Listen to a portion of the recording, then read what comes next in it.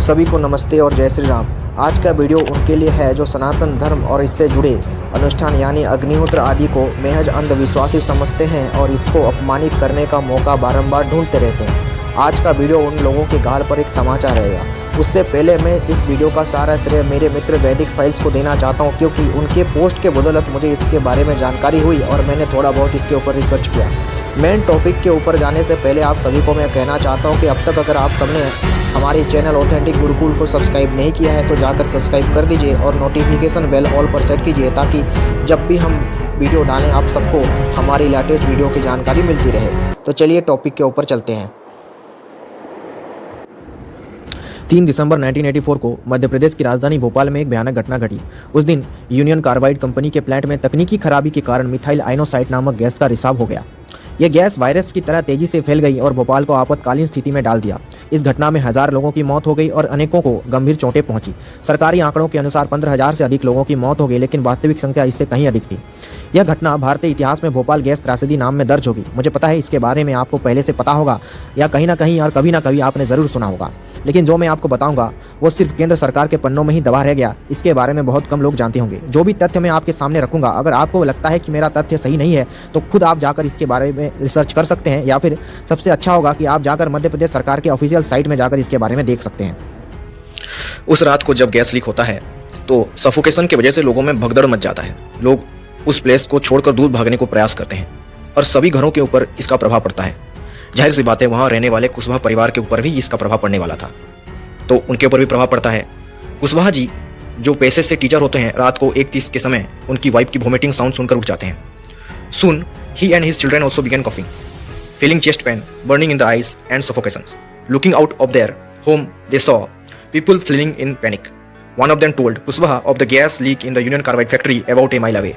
They decided to join the crowd and run, but at the time, Triveni suggested, why not start doing Agnihotra? They did, and within 20 minutes, the symptoms of MIC gas poisoning went away.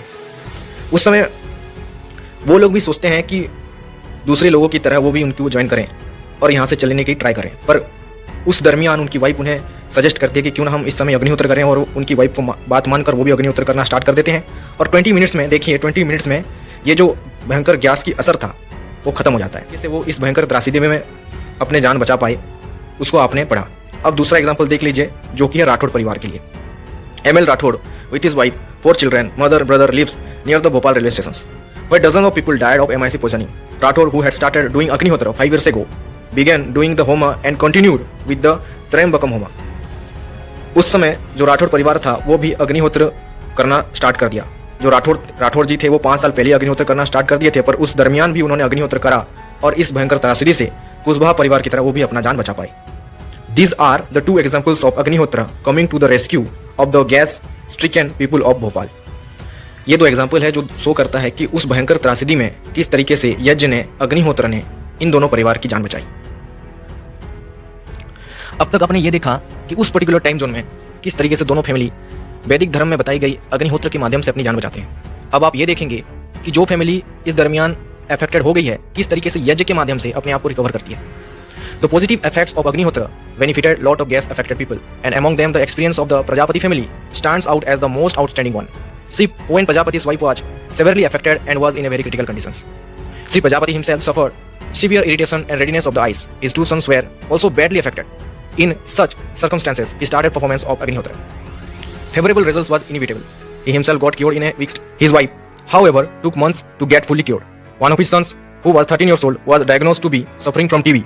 Sri Prajapati, having himself experienced the astonishing curing power of Agnihotra, did not option for treatment of his son under any other prevalent paths, but preferred Agnihotra Chikitsa as a treatment. His son was completely cured due to the positive effects of Agnihotra atmosphere, Mahamrutyunjay Yajna, and regular use of Agnihotra as a medicine. The most astonishing thing is that Sri Prajapati's youngest daughter, who was born 1 year after the gas tragedy, is the healthiest among his 5 children. देखिए कि इस family जो कि इतने बहुत बुरी तरीके से डैमेज हो गया था, वो किस तरह से रिकवर करती है। और जहां पर बहुत सारे बच्चे इस ट्रेजेडी के हो जाने के बाद बहुत सारे बच्चे अपंग विकलांग पैदा होते हैं, वहां पर उन्हीं की बच्ची जो 1 साल बाद पैदा होती है और बहुत ही उन परिवार में से सबसे ज़्यादा हेल्दी वो बच्ची कहलाती है एज पर डॉक्टर रिपोर्ट। तो ये यज्ञ की विशेषता नहीं है तो क्या है? आज भी केरल के नंबूरी ब्राह्मण इस यज्ञ को करने के विशेषज्ञ माने जाते हैं और उन्होंने भी ये पुष्टि की है कि अग्निहोत्र यज्ञ से स्वयं विष के प्रभाव को भी समाप्त किया जा सकता है। 1984 में जब स्थिति थोड़ी संभली तो हिंदू सनातन धर्म की महानता के विशेष में बहुत कुछ छापा गया। यहाँ तक कि तत्कालीन सत्तारूढ़ी कांग्रेस पार्टी, जिसका इतिहास सदैव हिंदुत्व के विरोध में ही रहा है, उनके मुख्यमंत्री श्री अर्जुन सिंह ने अंततः हिंदू यज्ञ पद्धति का सार्वजनिक रूप से लोहा माना। 19 मई 1985 में ये खबर सार्वजनिक रूप में छपी थी, जिसने सारी विधर्मियों को जड़ सही हिला डाला।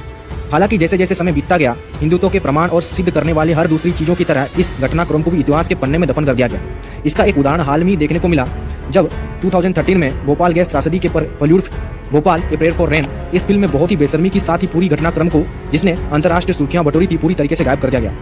अब आज के कथित लिबरल और बुद्धिजीवी बहुत बेशर्मी से कहते हैं कि उस त्रासदी में कुशवाहा और राठौड़ फैमिली का जो जान बचा वो महज एक संयोग था। पर आप थोड़ा सोचिए, जिस भयानक परिस्थिति में 15,000 से ऊपर लोगों की जान जा चुकी थी, वहां पर महज 2 परिवार का जान बचना क्या खाली एक संयोग हो सकता है? क्या यह चीज यज्ञ की महानता को सिद्ध नहीं करता? जब इसी सेम चीज को आप किसी विधर्मी या फिर किसी वामपंथी लोगों को पूछेंगे तो वे बंगले झांकने लगते हैं। अंततः मैं इतना कहकर मेरी बात खत्म करूंगा कि जो दिखाना था, जो प्रमाण देना था, मैंने आप सबको दिखा दिया। सत्य असत्य का निर्णय करना मैं आपके ऊपर छोड़ता हूँ और अंततः इतना कहता हूँ कि शास्त्र, जितने भी वेद सम्मत हमारे शास्त्र हैं, सब वैज्ञानिक पद्धति के ऊपर आधारित है। ऋषियों ने ऐसा कुछ भी चीज नहीं लिखा जो अवैज्ञानिक हो। अतः अपने सनातन वैदिक धर्म के प्रति अपना आस्था हमेशा बनाए रखें और इसके शास्त्रों को पढ़ना शुरू कर दें। आज के लिए इतना ही, फिर अगली वीडियो में अच्छे एक टॉपिक के साथ मिलते हैं। सभी को जय श्री राम।